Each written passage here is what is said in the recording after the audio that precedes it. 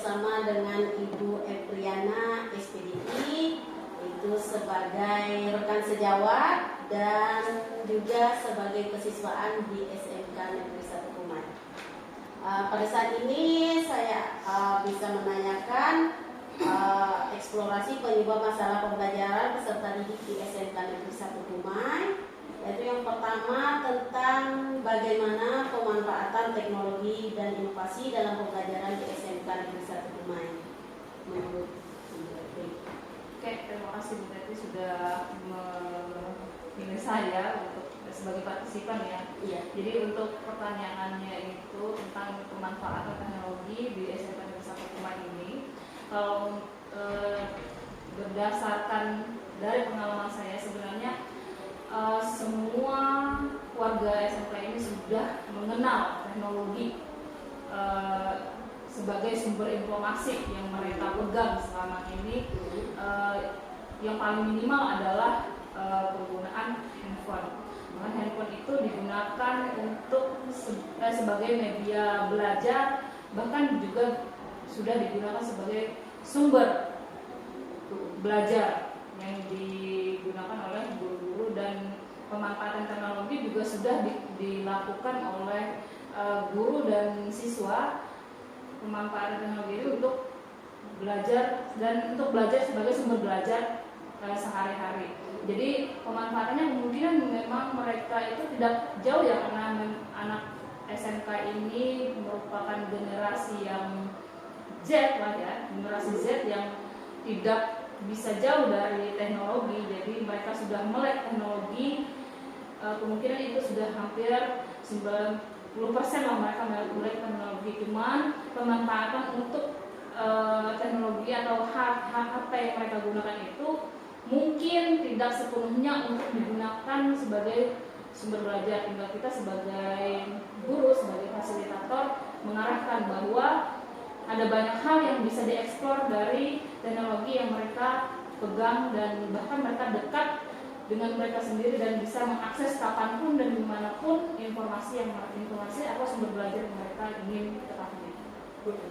Kemudian itu tadi lah pula tentang anak-anak di sini sudah mengenal informasi dan media pembelajaran itu seperti Android itu sudah dilakukan baik oleh guru maupun siswa sebagai sumber belajar, dan mereka sudah melek teknologi 90%. Nah, dari situ tadi apa masalah yang dihadapi Bu ketika kita memakai Android sebagai sumber belajar? Apakah siswanya itu fokus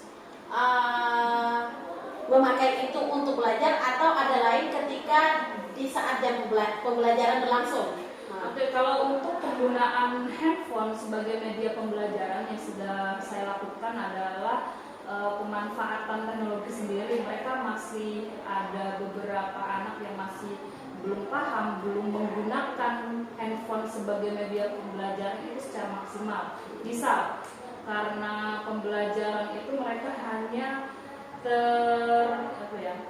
terfokus hanya pada hal yang diperintahkan saja, tidak mengeksplor ke informasi-informasi lain, misalnya mencari di Google Translate atau di Google informasi lain, di YouTube, dan banyak hal informasi atau media pembelajaran yang sudah disediakan dari internet yang bisa diakses melalui HP Android. Tapi mereka masih belum paham bagaimana menggunakannya secara maksimal sebagai sumber pembelajaran.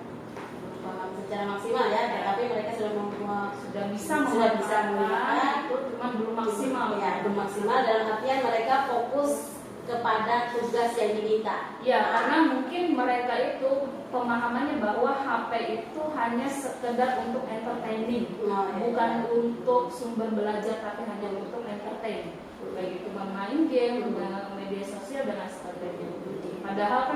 Padahal dari HP Android itu yang sudah terkoneksi internet, ada banyak hal yang bisa dieksplor untuk media pembelajaran. Ya. Nah, itu adalah masalah yang kita hadapi di SMK Negeri 1 Kumai.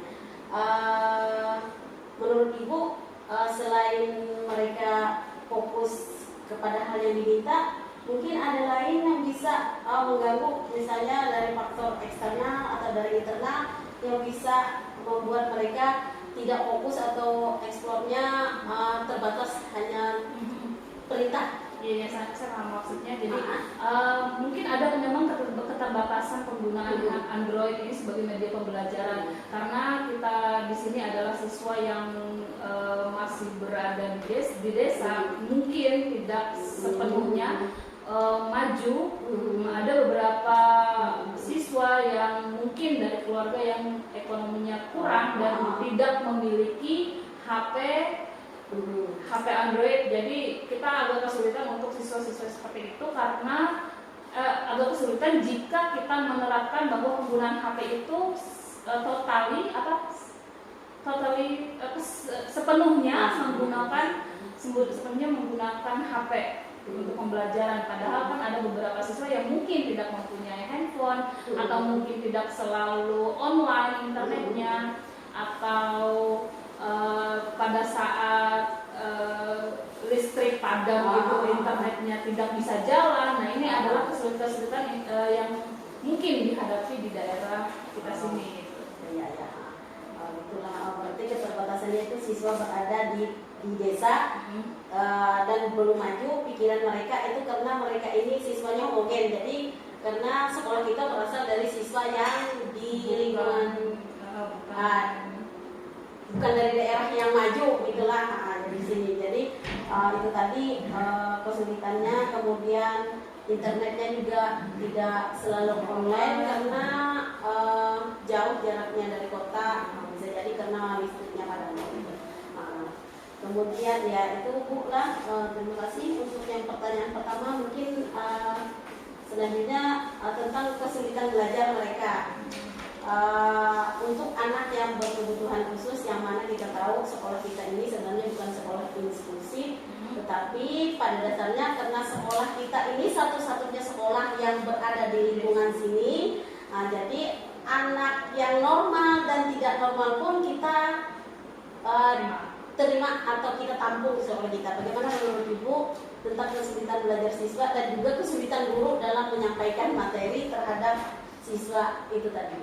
Jadi untuk ini ya, kalau untuk siswa yang berkebutuhan khusus ini sebenarnya memang harusnya berada di sekolah yang memang sekolah luar biasa ya. Memang ada penanganan tertentu untuk siswa yang berkebutuhan khusus. Tapi untuk di daerah kita mungkin tidak memungkinkan, dan lingkungan kita juga tidak memungkinkan, untuk lingkungan orang tua murid juga tidak memungkinkan untuk mereka menyekolahkan ke sekolah yang luar biasa. Jadi mau tidak mau di sekolah terdekat. Jadi mungkin ada, kalau kesulitan untuk pembelajaran, yaitu kita tidak bisa memberikan materi itu sama seperti siswa-siswa lainnya. Itu satu. Yang kedua, jadi kita harus menyiapkan materi ekstra untuk siswa-siswa yang memang berkebutuhan khusus. Dan selanjutnya, kalau untuk siswa yang berkebutuhan khusus itu memang harus extra time. Jadi extra time itu maksudnya mereka belajarnya lebih dari siswa-siswa yang tidak berkebutuhan khusus. Nah, itu kita di kesulitannya di situ, menyiapkan materi yang berbeda dengan siswa yang tidak berkebutuhan khusus, sama menyediakan waktu dan tempat dan ruang untuk siswa yang berkebutuhan khusus yang ada dan tidak. Pada dasarnya kalau siswa berkebutuhan khusus itu mereka bahkan butuh perhatian lebih. Kemudian kita juga tidak mungkin membiarkan, karena itu nurani kita sebenarnya seorang guru itu adalah menerima, mengayomi gitu adalah. Jadi mungkin terima kasih Ibu Epri, jawabannya sangat memuaskan saya. Mudah-mudahan ini bisa berguna bagi saya dan juga kelangsungan pembelajaran di SMK Negeri 1 Rumah. Dan terima kasih atas waktunya. Selamat siang Ibu Epri.